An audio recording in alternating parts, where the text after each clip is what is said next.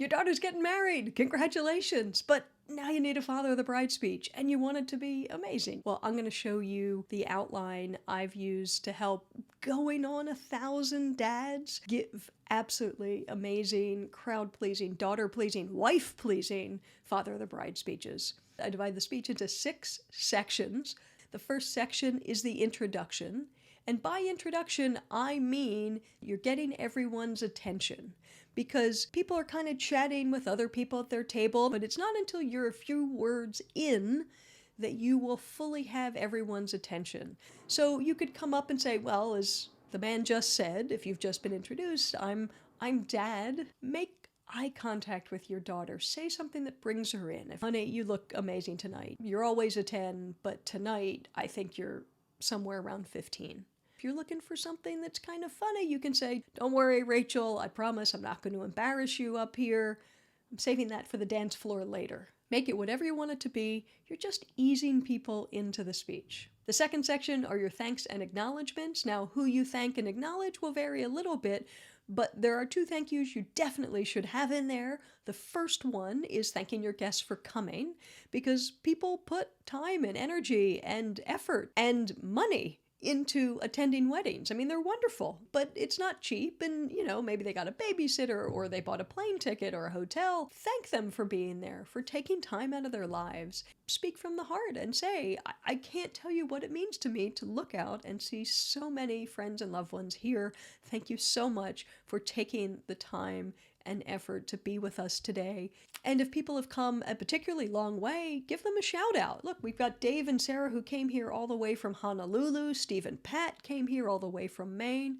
Thank you so much. You make a special day even more significant. The other thank you that you absolutely need in there is your wife.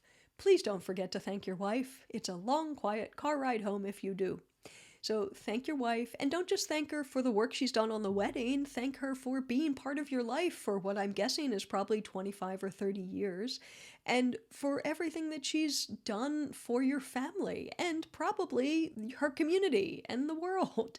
Really make her feel special, and not just because she's a good party planner, for being the amazing person that she is, because if you're on this channel trying to write an incredible father of the bride speech, that means the bride's probably pretty incredible. And if she's incredible, it's because she's probably got a real nice mom. So please thank your wife. The other acknowledgments you might want to make are for family members who are no longer with us. Often that's grandparents.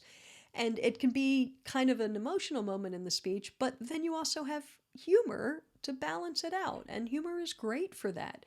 And truth is funny, so balancing it with a little truthful humor. And by that I mean, if you're saying something like, Emma, your grandparents would have been so proud to have been here and to seen you as a bride. I mean, your grandfather would have had Mark in a headlock by now, or in a drinking contest, and Grandma Minnie would have been yelling at me because the shrimp tower wasn't big enough. What are you trying to starve these people to death? What is it that the people missing would have thought? What's the sentimental thing that they would have thought? And then what else might they have said that would have been true, but will make everybody laugh? In the third section of the speech, finally, you get to talk about your daughter. And this is the section where you talk about your daughter and why she's great. And I generally recommend making this relatively chronological. Generally talk about things that happened maybe in 3 different times in her life. Now, the first time could be when you first found out your wife was pregnant. What do you remember thinking, feeling? Tell us about that. Or it could have been the first time you held her in your arms, or the night you had to rush your wife to the hospital. I had a dad tell me about the time that he drove his wife and baby daughter home from the hospital, and he was driving so slowly they got pulled over because the cop thought there's something wrong in that car. Stories tell us things. So you get a laugh, you get all that humor that you want, but it also tells us about a terrified first-time dad. That's really powerful, and you kind of kill 2 birds with 1 stone. And then maybe something from middle school to high school, something around that period. Was she in every school play? Did she run around the house singing Frozen? What was she like? Now, as a through line for all of these stories, what works really well is connecting who she is today with who she was as a little girl, because most of the people in that audience didn't know her as a little girl. They know her sort of halfway through or now. So if she's a lawyer now, was she always argumentative? If she's a vet, did she always, was the house just full of strays all the time? What is it about her that anyone in the audience who only knows her as an adult can say, oh yeah, I can totally see that. I can totally see her doing that. And don't put the pressure on yourself to just sit down at the computer and just get them all out at once. Sometimes our memory doesn't work like that. A good trick is to make a note in your phone. And then every time you remember a story, add it to that note. Because once you start thinking of a few, you're going to think of a lot more. And the more you think of, the more you think of. I mean, you'll be in the shower, you'll be driving, they're going to come to you. And every time they do, add them to that note on your phone so that when you sit down to really write the draft of your speech, you've got something to work with. You've got some raw material. It's not a blank page. By the way, if you're getting a little overwhelmed by this, I do one-to-one sessions. I can help you while you write your speech, or I can help you polish it once you're finished.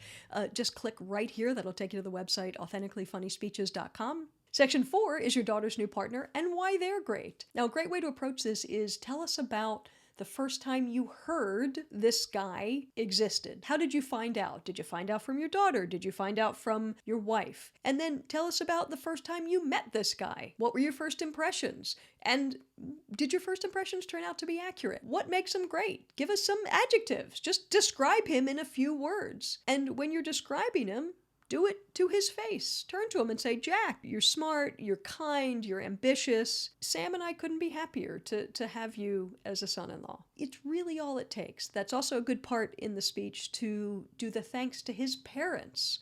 Because if you've just laid a lot of love and compliments on him, then it's very organic to say, Brenda and Steve, you've raised a really wonderful young man. Right? You give them a little credit for it. And it also saves you having to do that early in the speech in your thanks and acknowledgments, because sometimes, if you got grandma and grandpa there and you got to thank the audience and you got to thank your wife, it can get a little long. So if you do that at the end, it balances out the speech. Section 5, what are the bride and groom like as a couple? How are they a great team? And this is also where, if you want, you can give them a little advice and really give them advice that you wish you would have heard on your wedding day, things that genuinely would have helped you. Maybe they need to remember to always take a date night, because kids and family will compete for their attention, but they have to prioritize their relationship, because otherwise it makes everything harder. And your second piece of advice might be communicate. Never stop communicating, never stop listening. Always listen to your partner and listen between the lines for what they're saying. And that third thing is where, again, it's the funny truth, the rule of threes. That third thing might be, and sometimes just empty the dishwasher without being asked. Something that you have learned the hard way over 30 years of marriage that makes the other half very happy. And it takes you very little effort, but it has a big reward. And section 6 is your toast. A good way to say it is, I know I speak for everyone here when I wish you a lifetime of health, happiness, and laughter. Say it directly to the couple, and then ask your guests, would everyone please raise your glass in a toast to the bride and groom. That's how to write a great speech. Now how about some tips on how to deliver a great speech? I've got some right here. Possibly it's right here. I don't know.